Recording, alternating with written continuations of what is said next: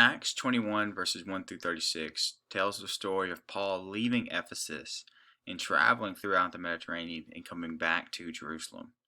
And in this story, we see Paul demonstrate courage, a unifying spirit, and a fidelity or faithfulness to the truth. These speak to a myriad of social issues that we are dealing with today in the church.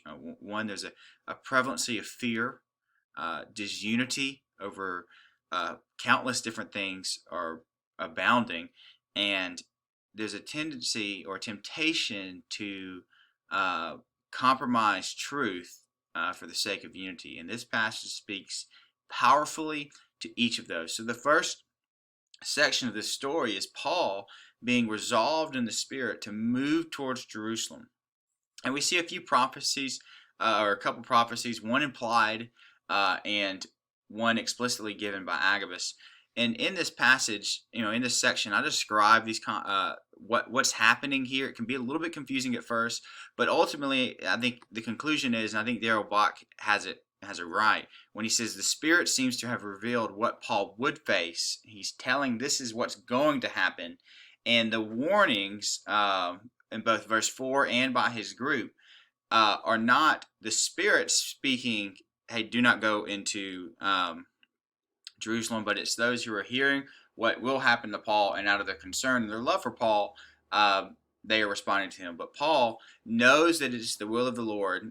He's been constrained by the Spirit. He's resolved in the Spirit to go to Jerusalem. This is, a significant portion of Luke's narrative, so it's a big deal that he's going there. And he moves towards the will of God, even though there's danger in front of him, with an obedient courage. And I think we can learn a lot from him.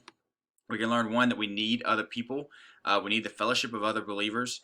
Paul was resolved in the Spirit to go to Jerusalem, but his friends and his team was not quite there yet. But through these prophecies, Paul was able to bring his team on board, and they were able to come to the conclusion that this is the will of God and we need to let it be done. And then secondly, I think this is so important, is that the easy path is not always the right path. Paul was not obstinate.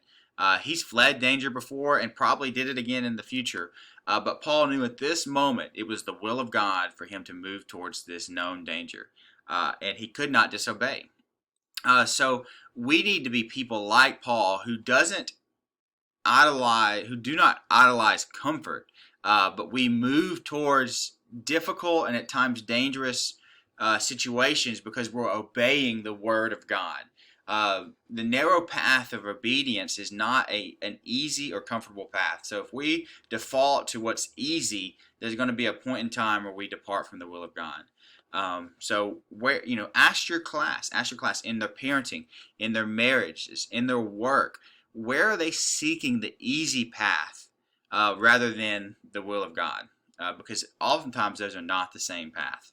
And then we see Paul not abusing his freedom, but he's pursuing unity in the church.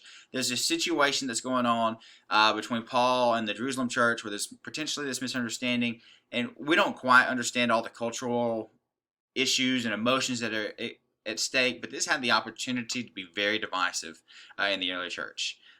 Kind of like NASCAR today. It has the opportunity to be very divisive. A lot of customs, a lot of opinions about this. But we see Paul, who did not have to make a vow. He did not have to do anything to be right before God. He'd already staked his ministry and his life on the fact that we come to Jesus Christ through faith by his grace alone, that is not by works that we are saved in Acts 15. Circumcision is of no value. Any Jewish custom is of no value for salvation.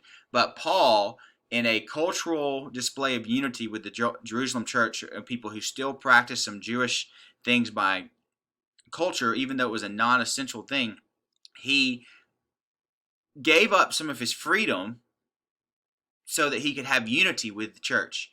And we need to do that today, because much of what divides the church today are non-essential issues: politics, sports, alcohol, song choice, worship style, opinions on the latest crisis, etc. And some of those are very, very important songs. Important issues. And even some of those can get into primary issues, like with song choice. There are certain songs, singers out there like Bethel, even Hillsong, Elevation Worship, which we do not sing because they espouse heretical ideas in some of their songs and in some of their teachings. So I'm not talking about that, but whether we do hymns or tradition, or modern, or all these different things can divide the church. But that's not how it needs to be. We need to be people who pursue unity in the midst of our freedom. Use our freedom to build up the church, not to tear it down.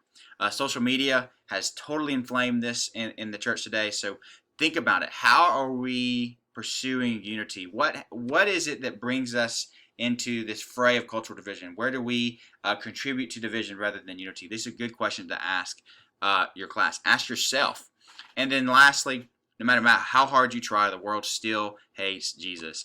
Paul was pursuing unity with his Jewish brothers and sisters in the church, but at the end of the day, the Jews who were of the world, of their father the devil, they still hated Paul. So no matter how much like Christ you look like, the reality is Christ, who was perfect, and you're never going to look perfectly like Christ, they still crucified him. And this thought right here is just so true, is that in the end, the world will still choose Barabbas. So we should embrace courage, we should pursue unity, but we should stay faithful to the truth, because in the end, no amount of compromise, if the world's going to love Christians, then they're going to love Christians when they depart from Christianity and look more like the world than they actually do biblical Christians. So we need to pursue courage, pursue unity, and have faithfulness to the truth all the time.